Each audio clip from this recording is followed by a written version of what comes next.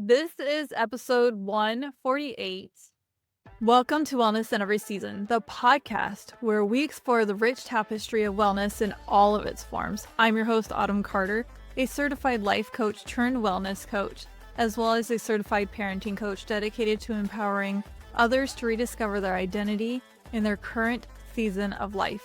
My goal is to help you thrive both as an individual and as a parent. Today I have with me Roseanne Delaney, who I have become very fast friends with. She is a parenting coach, but that is not what we're talking about today.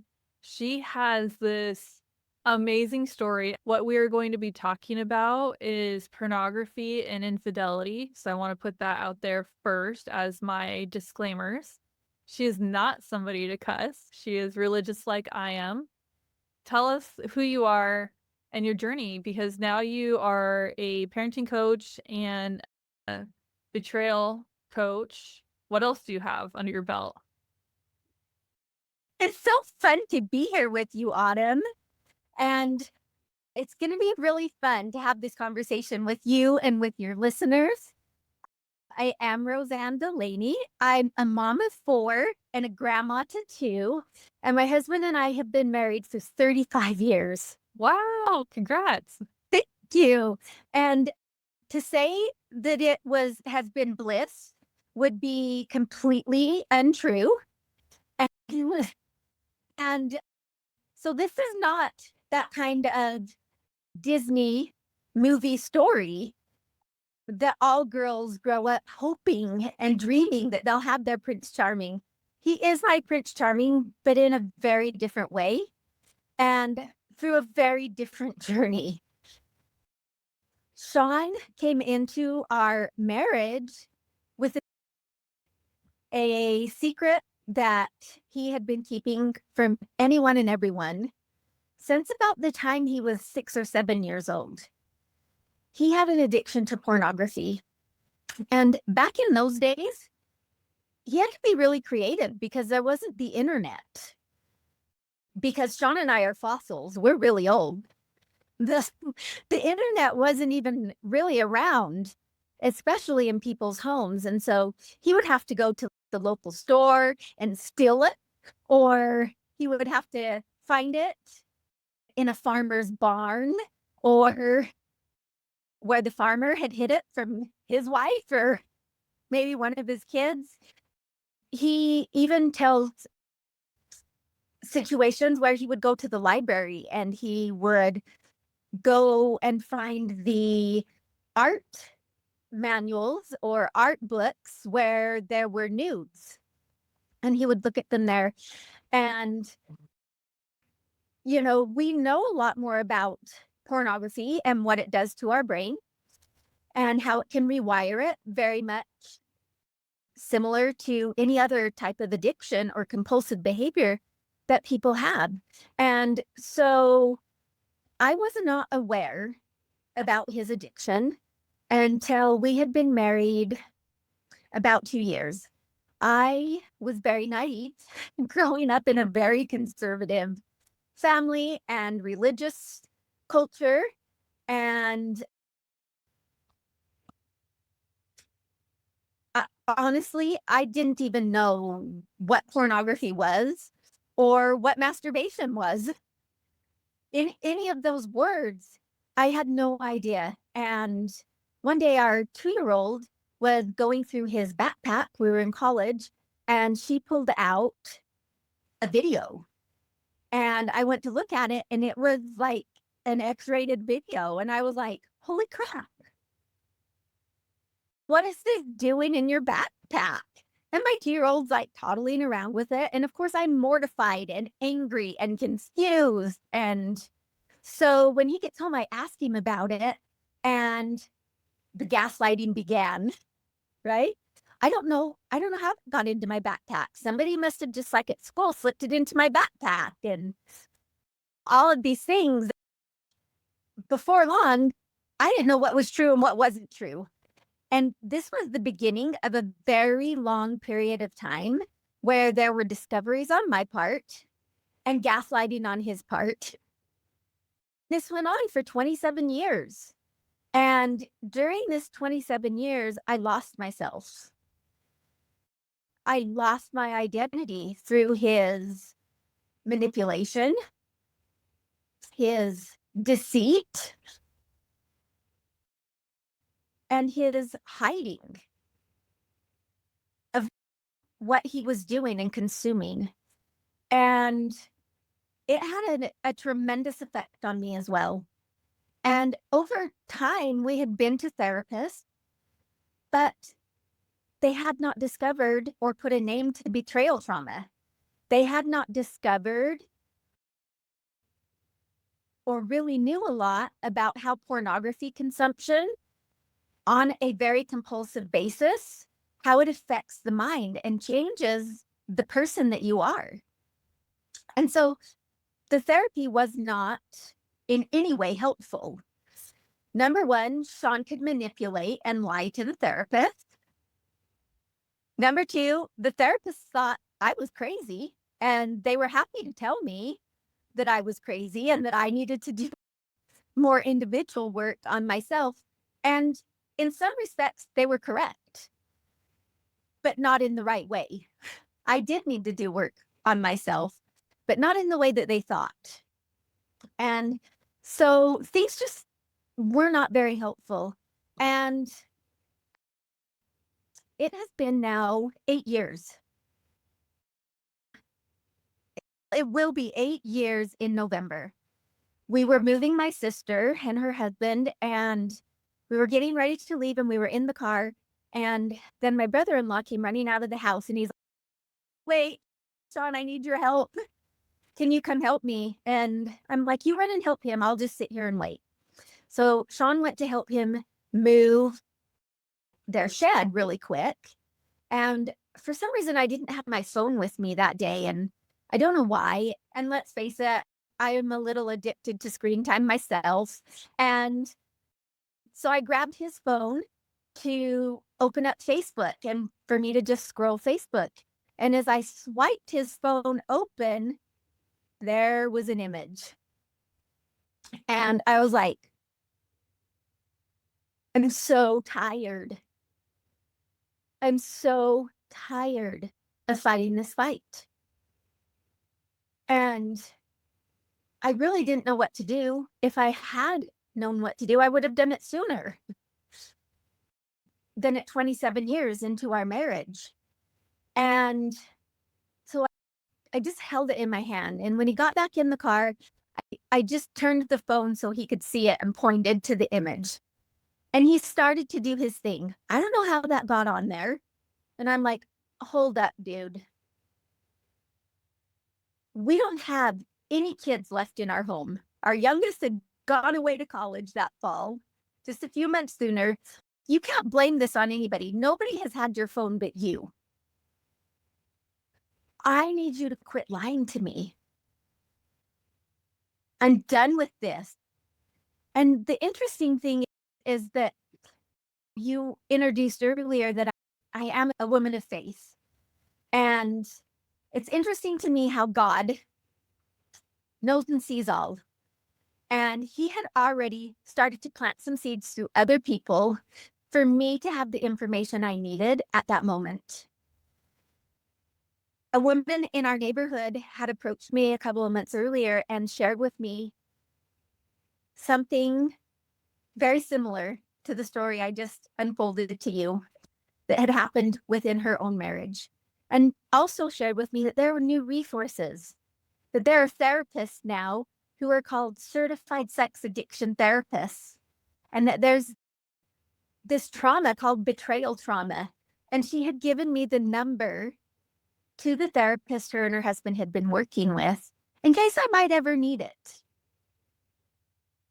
And so in that moment, I was able to say to him, to my husband, look, I'm not going to let you sit here and lie to me anymore. This had to be you. There's no other logical explanation. I'm aware of this resource now. Here's this guide number. Do with it what you want to do with it. But what you choose to do with it is going to tell me what my next steps are. Meaning, do I stay or do I go? And I didn't have a lot of hope that he was going to do anything with this number. So this was on a Saturday. And on Monday, my husband called me from work and he said, "Hey, I just got off the phone with this therapist who I'll put a plug in for him. His name is Dr. Adam Moore. And you can find him on Instagram and on the internet. And he is a certified sex addiction therapist and he is phenomenal, along with all the therapists that work in his practice." He said, "I just got off the phone with Adam Moore and I talked to him for over an hour. And he would like to meet with me, but he also suggested that maybe you come." And I was like, whoa. "Make the appointment. I'll be there." And I was slightly impressed. Like, he had done this all on his own. It wasn't me calling the therapist and making an appointment. It was him taking ownership and doing it on his own without any pressure from me. And so we went to that therapy, and it was such a breath of fresh air, so different than other therapy sessions we had been in with therapists that didn't have this new knowledge, this new training, and this new understanding of sexual addiction and betrayal trauma. And the first thing the therapist he said to us, which we did not meet with Adam, we met with one of his other therapists who was amazing as well and trained by Adam. But the first thing he said to me was, "Hey, Sean, I hope you don't mind, but we're going to focus on your wife today." And I was like, holy cow. We're going to I focus. remember you were scared at first. Yeah, they totally did. All the other therapists were like, "Your only job in this is to be the lie detector. You're to sit here and close your eyes and tell me if Sean's lying." And then when I would speak up and say, "He's not being honest," they'd tell me I was crazy. And so it was really scary. And it was really like, huh, you're going to focus on me. You're going to listen to me. And so with trepidation, we talked. And the therapist said, "Well, what you're experiencing actually has a name and it's called betrayal trauma. And you're not actually crazy." And I was like, I'm not crazy. This has a name. Okay, maybe we can work with this. And that began our journey. Now, he also called our clergy on his own, which was something new, and met with our clergy, which in our religion is a bishop, and he had agreed to attend a 12-step addiction recovery meeting, and our church has one. So I was like, bit by bit, getting more and more impressed with, okay, maybe things are going to shift and go in a different direction this time, but still very cautious. And so he went off the night after our therapy to this addiction recovery 12-step program that our church does. And he came home and he was angry. Like, I had not seen him angry like that in a very long time. And I said, "Well, what happened? Why are you so angry?" And he's like, "I'm never going to get better there." And I'm like, what? What do you mean you're never going to get better there? Like, 12-step meetings are really successful in helping with addiction. And he's like, "They don't let me talk about anything that I've been through as far as the type of pornography that I viewed." And like, an important part in overcoming an addiction is being able to share what you've done openly and honestly in a safe place. And because of the nature of the topic at that time, our church wasn't allowing them to share those things in that setting. It has since changed. It's been almost a decade. It has since changed. But the good news is that same friend and neighbor from our neighborhood had also shared with me a 12-step program that her and her husband had been going, called SA Lifeline. And it is a little bit different in the aspect that they had a meeting for the addict and they had a meeting for the betrayed. And I wasn't ready to go to the meeting for the betrayed because I was still in the mindset of, this is your problem. Go fix yourself and then everything will be okay. I haven't done anything wrong because I'm perfect, right? And there's nothing I need to change about myself. You will change everything about you and get better and come back, and our marriage is going to be like the end of the Disney movie. And that isn't the case. And I discovered that a little bit further on in my journey. But he started going to SA Lifeline into the men's meeting.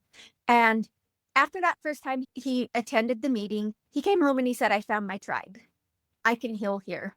Between the therapist and between this 12-step recovery group, I think I can find healing. And he went every week. We went to therapy every week.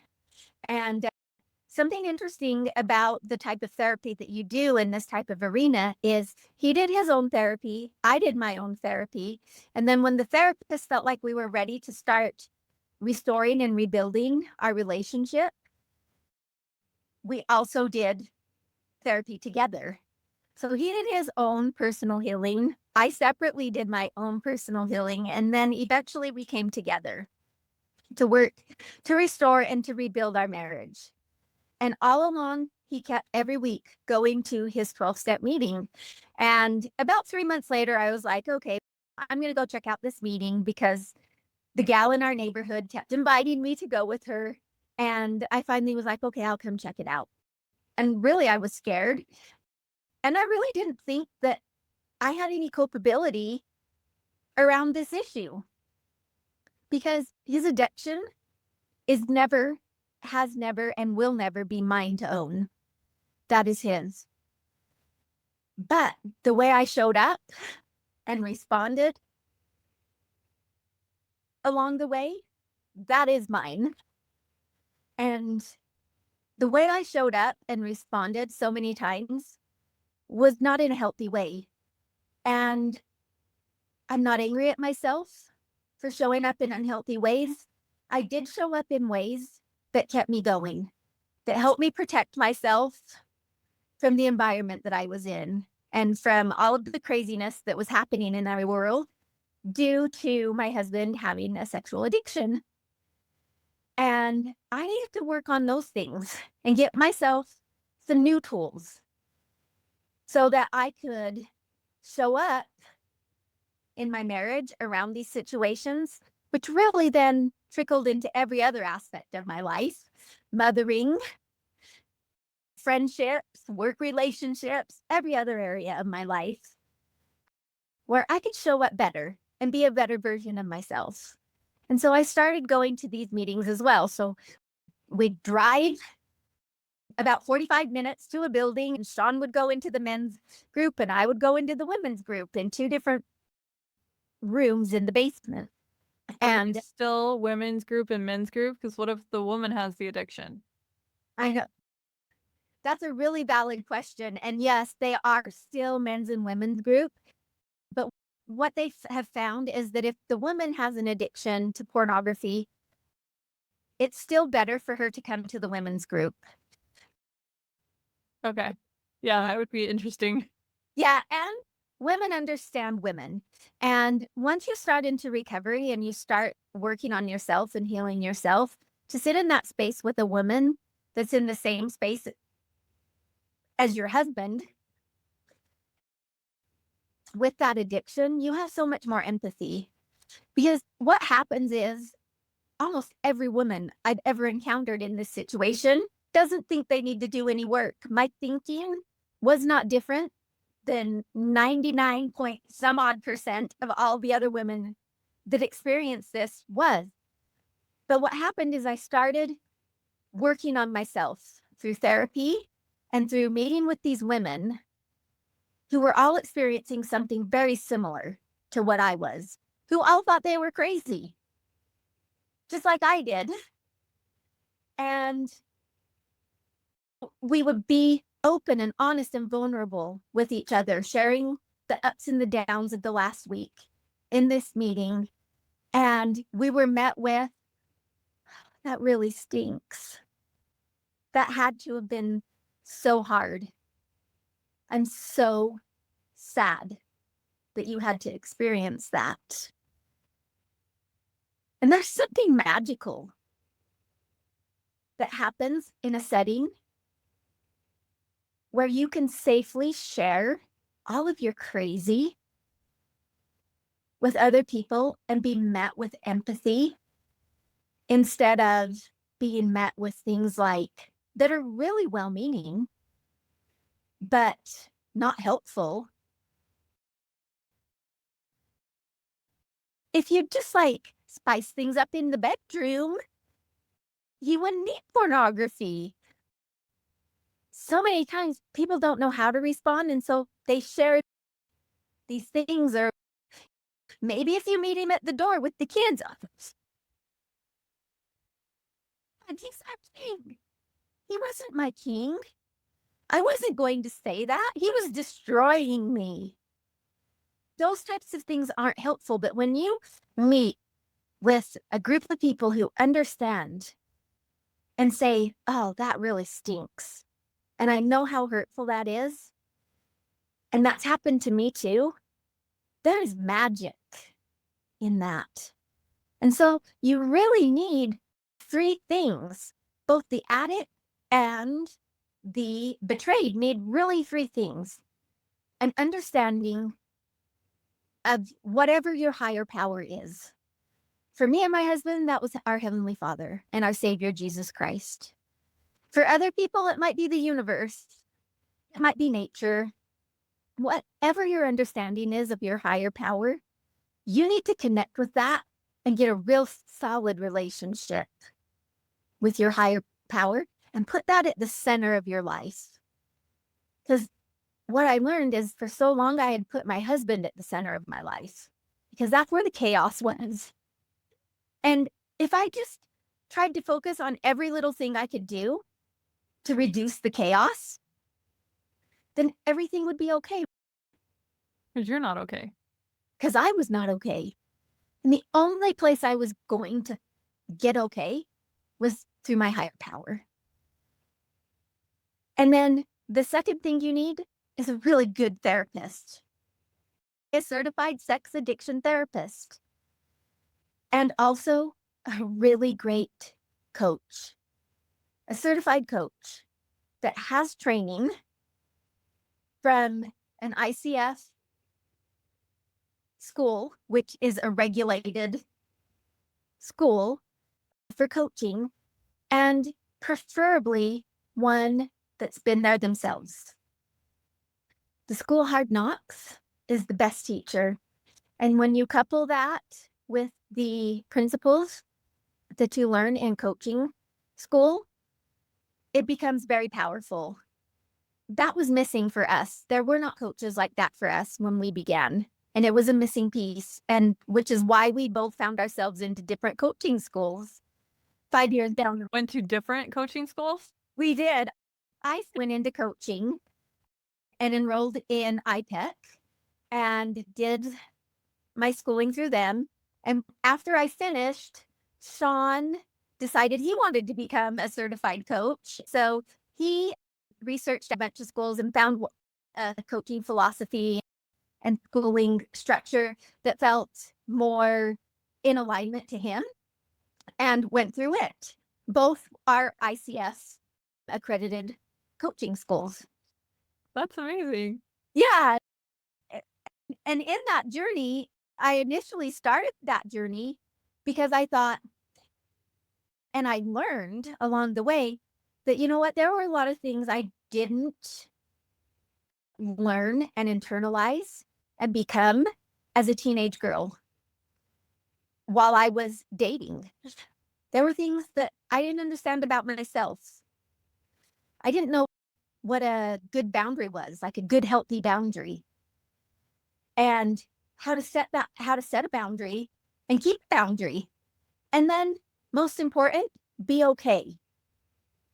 Be okay with the fact that I had a boundary and I was going to set it and I was going to hold it. And whether the guy wanted to go out with me again or not, be okay with that. Just lots of things that I feel like I missed in my youth for whatever reason. Hey, instead of battling this from the backside, like after we've already been betrayed, What can we do to front load it to help these young teenage girls who are developing, who are going into dating in their high school years and into their college years? How can we front load it and help them build all of these tools so hopefully they don't end up in a relationship that's unhealthy from the beginning? And so that was my intent from the beginning, which I still do. But there's such a big need also on the back end because pornography is rampant. 90% of men report that pornography has been a problem in their life.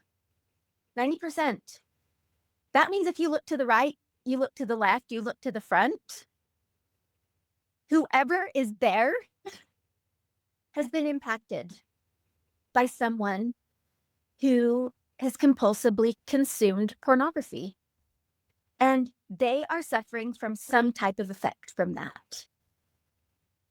So what do you say to the ones that are listening to all of this? There's not really something wrong with pornography. That's just if you have a strong faith and you're feeling like the law of chastity, like that stuff. What do you say to that group of people? Because I know several people like that off the top of my head. We know scientifically the data's out there and they've collected it from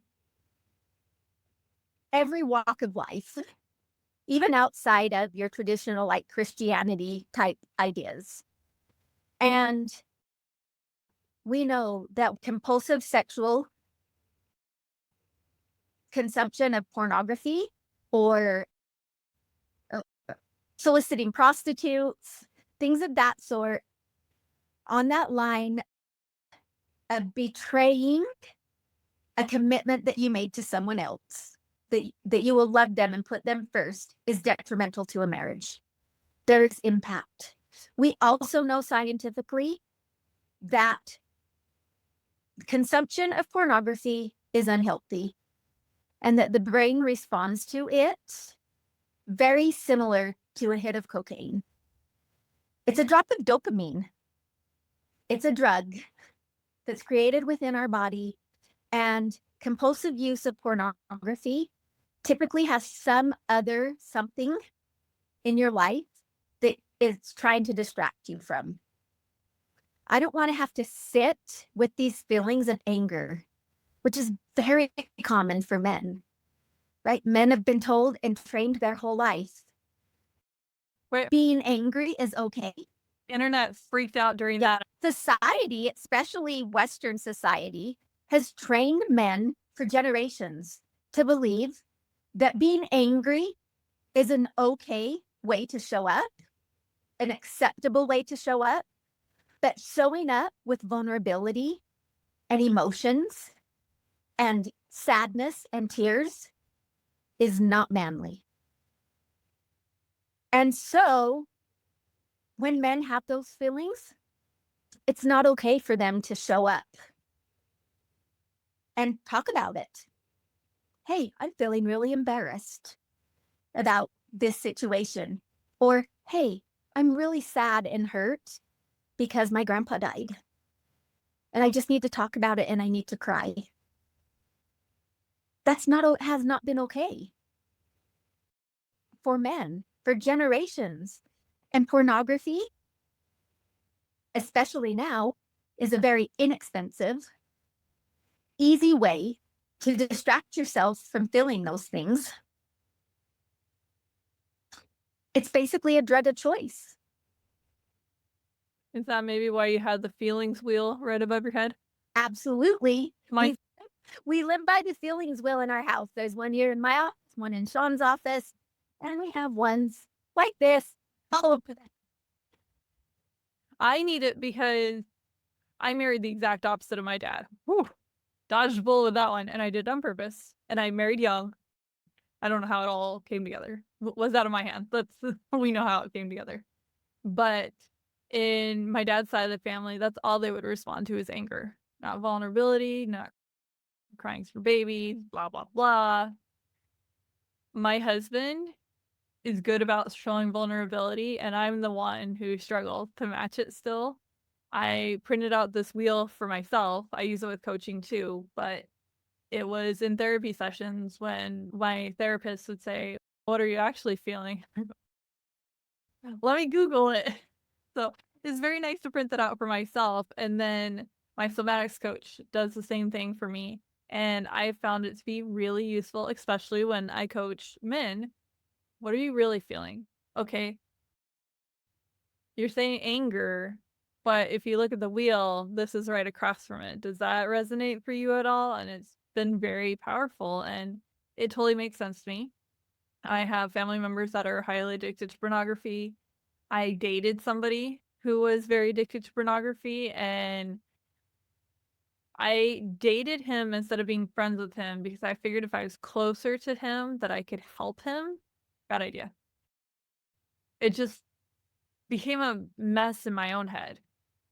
And anytime he, no. Anyway, it just all felt dirty, especially when we were breaking up and he told me that he could not go one day without looking at pornography. It's like, you shouldn't be using me as your way of not doing that. Like, we kept things clean. So that's not even where I was trying to go, but just trying to coach him through it without having the tools and realizing I don't want to be stuck in this lifestyle when I already have close family members that are like this, and I know exactly what it's going to look like if I marry into that. No, thank you. And the next person that I dated, ta-da, was my husband. Months later after I'd recovered, but it was amazing just seeing that night and day difference. And for me personally, and seeing within myself just how much better it felt, how I felt magnetized to my husband with the way that he was unapologetically himself. He wasn't trying to have masks on around different people. He would do things for other people on the down low, so it wouldn't be advertised. He's that type of person. Very kind, very giving, where when you have an addiction like that, you can't be giving. So it's just been amazing to have this conversation with you and talk about those things. And I think it's even better that your husband and you have different coaching certifications, different tools in your toolbox for the different personalities that you guys are. It has actually ended up being an amazing journey. And I do have to say, not all everybody's story ends up like ours. We have witnessed many couples lose their marriage, even though, Yeah. So what happens if, let's talk about the spouse, the one who's not knee eyeball deep in the addiction? Can they still go to the therapy groups or whatever you called it, even if they're going alone and they're not trying to work on their marriage? yeah, that's a great question. Absolutely. Okay. Because what I learned was I couldn't fix Sean. And trust me, if I could have, I would have already fixed him. A long time ago. Long time, because I had tried it all. I had tried more sex. I had tried spicing things up. I had tried making the kids look like they came out of the J. Crew magazine when he came home from work, and the house looked like it came out of Better Homes and Gardens, and have dinner on the table, and all the things. I tried, and it didn't make a difference. Addiction is not about you, the spouse, the other person. His addiction was his addiction. And he needed to be able to work that out and heal from it on his own. There's nothing I could do. He needed to recover for himself. And I needed to become better for myself. And this realization for me happened one day in my 12-step group.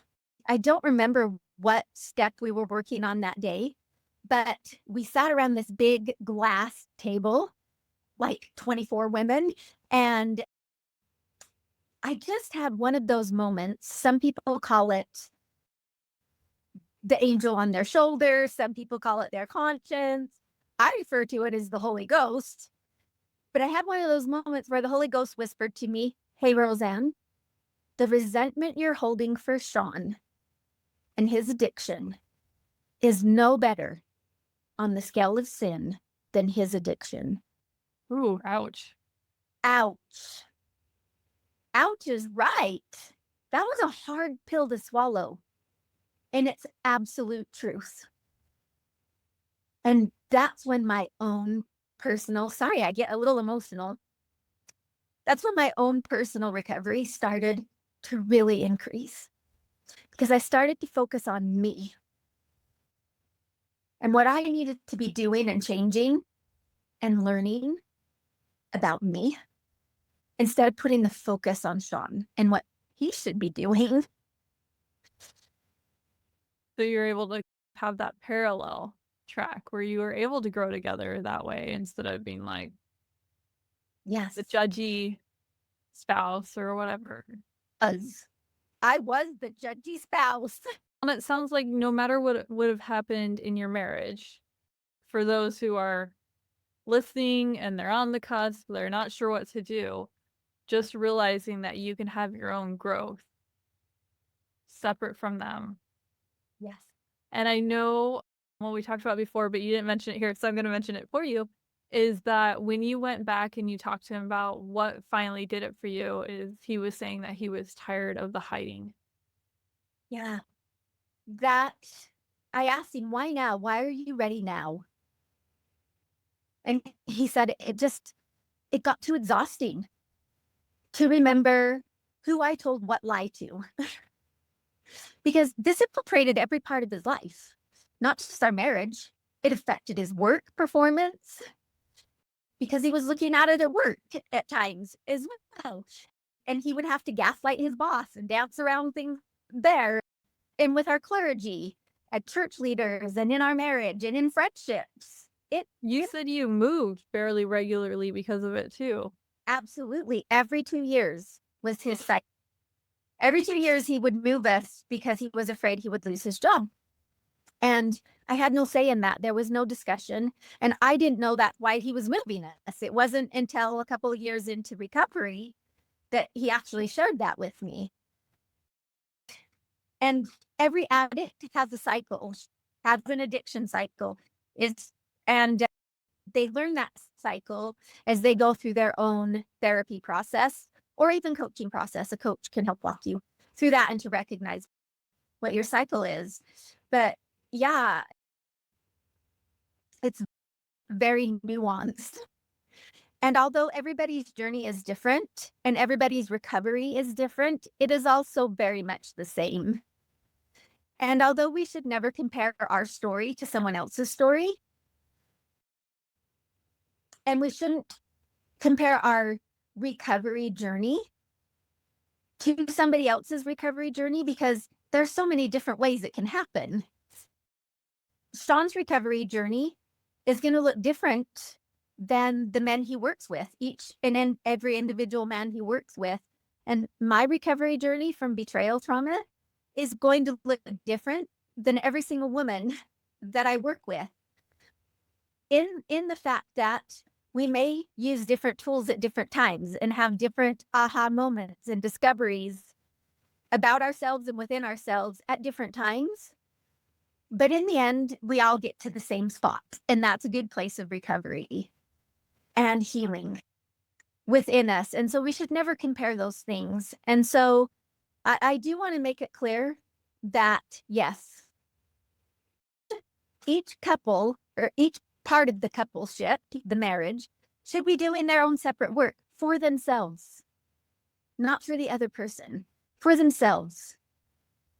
And then when the time is right, when you've had enough of your own work done, then you can come together and start working to repair the relationship.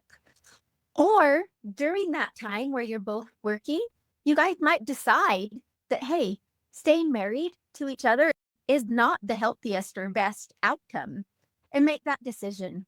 Or there's even another option where maybe one of the spouses doesn't want to work on themselves. And when that happens, there becomes this phenomena. I don't know that it's a phenomena, but I'm going to call it that, of polarity that happens. When you're in a committed relationship and one person begins to grow, they start to move ahead on their personal journey in life and grow. And at some point, the other partner, and even this partner that's growing, they're going to start feeling some uncomfortableness.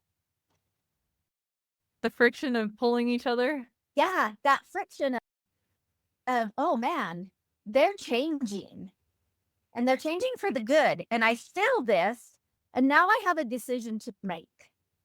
Do I want to lean in and grow myself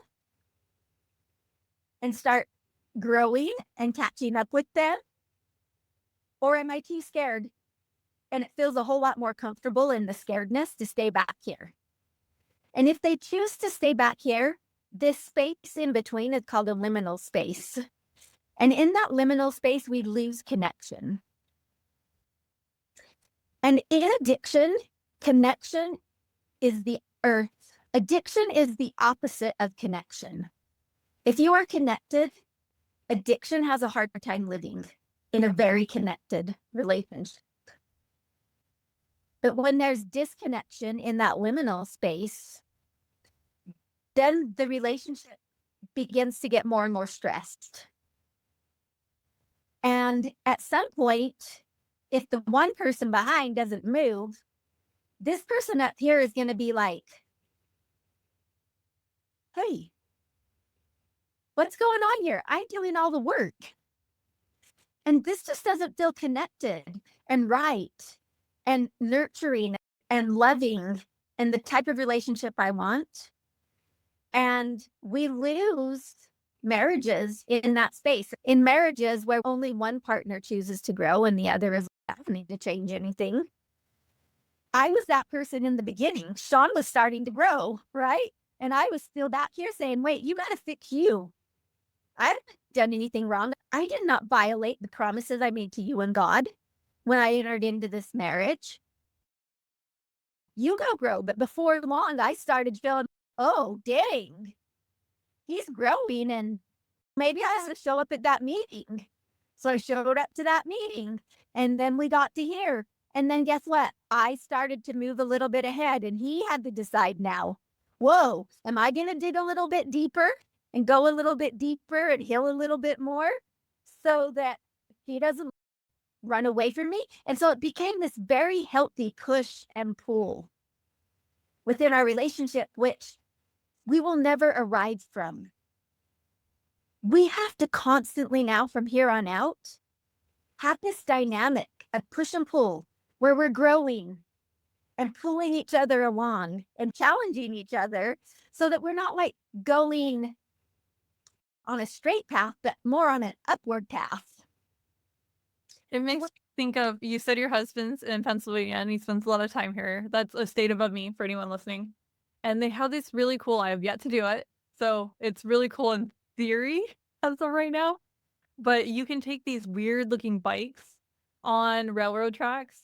And it reminds me of you guys each being on your own bike and you're moving that platform together. Yes. And that should be the point. The whole point of this life, in my opinion, is to learn and grow and help other people along that way. And we talked about this before and we're running lower on time. So I wanted to talk about your relationship with your children because I know this very much changed. You needed to do a lot of work, a lot of repair there. So can you talk about that a little bit? You bet. Gosh, I wish I could say we were better parents. And we were not. We were two unhealthy people doing the very best we could. And their dad was an addict. And so he was present, but he was never present. And so basically, I was a single mother, and my children didn't have a father or much of a relationship with their father. And I was always in this hypervigilant mode of trying to protect my kids from everything. I was probably a helicopter mom before they even had a term called helicopter mom. I was wondering. Controlling of my children and super controlling of as much as I could in my life because I had no control over what was happening in my marriage. And so the only thing keeping me grounded was trying to control everything and everyone else. And we know as parent coaches that the more controlling we are, the less of a relationship we have with our children. It pushes them away. They need to be able to feel like they have control too, and like they have some choices. And that builds safety and it builds strong relationships. When with your children, you have this relationship, a give and take.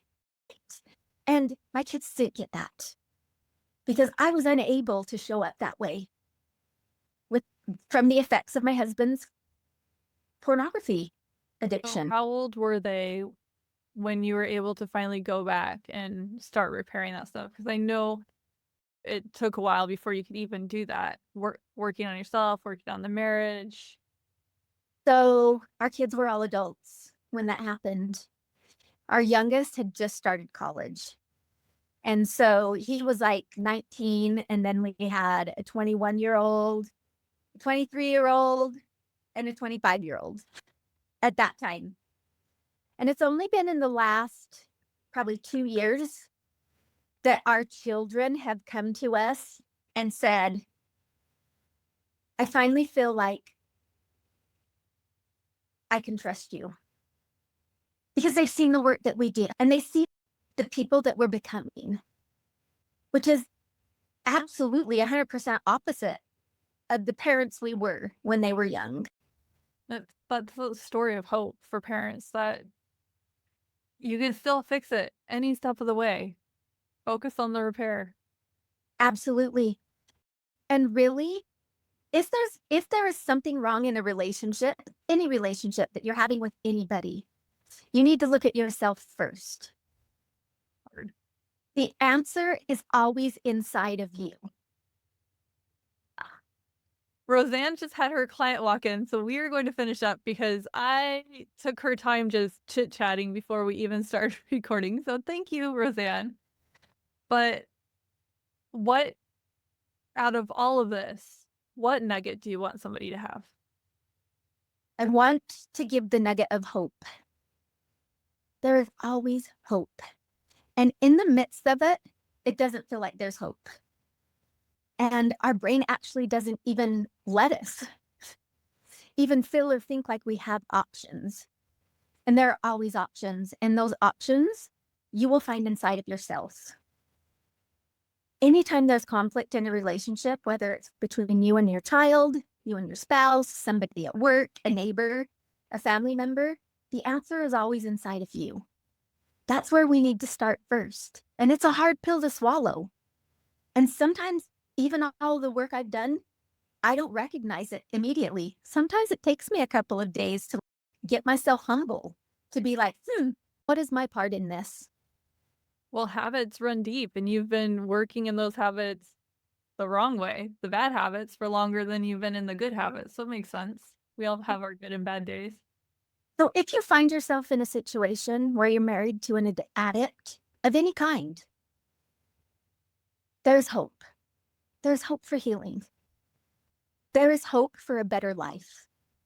If you are struggling with one of your children or multiple of your children, there is hope. There's hope for healing. There is hope for an amazing relationship. If you're struggling with a coworker, if you're struggling with your own parent or a sibling, there is hope. But the answer starts with you. Call Autumn. Call myself. Follow us on Facebook or Instagram at Lifting Relationships. Reach out to us through our website at liftingrelationship.com. We may not be the right fit for you, but we know people that will be, and we're happy to share those resources for free, just like Autumn does through this platform of her podcast. There is always hope, and you always have a choice. You always have options. And if neither of us resonate with you and you're more resonating with Sean's story, when she's saying the us on the website, it's her and her husband. So if you need to talk more with Sean and you need that side of things, he's right there for you too. So even though he's not here, he's here in spirit. He's more on my side of the country than hers right now. But You have so many resources that you've even shared with me that I can give to other people. And we will have those listed in the show description. And if you are listening to this because somebody shared it with you, know that they love you and that they have your best intentions at heart. I know sometimes for myself, even, what I say doesn't come out right. And there's times where I'm talking to people and I say, I know I said that wrong, but just feel the intention. Please do that for the person who shared this with you. And if any of this resonates with you and you've gotten this far and you haven't shared it with anybody, please do. We really appreciate it. We are coming from a place of wanting to help heal. I know what it's like to have close family members, to date somebody in pornography. She has lived with somebody longer than I have in pornography, and it's hard. It is so hard. You lose pieces of yourself. And from Sean's side, I sympathize with him about how hard of a journey that's been for him, hiding all of these things. And if you're on any sides of this, know that there's support. Thank you for being on. I will let you get to your client and just thank you for your time. Thank you. Thank you. All right, I'll let you go. Bye. Thanks. Bye, friend. Thanks for tuning in to this week's episode. I am your host, Autumn Carter, a certified life coach dedicated to empowering individuals to rediscover their identity, find balance amidst chaos, strengthen relationships, and pursue their dreams. My goal is to help people thrive in every aspect of their lives. I hope today's discussion inspired you and offered valuable insights. Stay engaged with our wellness community by signing up for my newsletter at wellnessineveryseason.com/free resources. When you join, you'll have the option to receive a 5-day guide called Awaken and Unwind. 5 days to mastering your mornings and evenings, along with free guides, special offers on my programs, practical tips, personal stories, and much more, all related to wellness, by signing up for both offers on the page. Don't miss out on these valuable resources designed to help you thrive in every area of wellness. Join today and start your journey to wellness in every season. Your shares, subscriptions, and reviews help us reach more people seeking empowerment. So please spread the word about our podcast and about our newsletter. Thank you for being a part of our podcast community. I look forward to continuing our conversation, sharing stories, and exploring wellness in all of its aspects. Take care until our next episode. You can also work with me one-on-one or on demand through one of my programs by visiting wellnessineveryseason.com/programs. One last thing to cover the show legally. I am a certified life coach giving general advice. So think of this more as a self-help book. This podcast is for educational and entertainment purposes only. I am not a licensed therapist, so this podcast shouldn't be taken as a replacement for professional guidance from a doctor or therapist. If you want personal one-on-one coaching from a certified life and parenting coach, go to my website, wellnessineveryseason.com. That's where you can get personalized coaching from me for you. See you in next week's episode.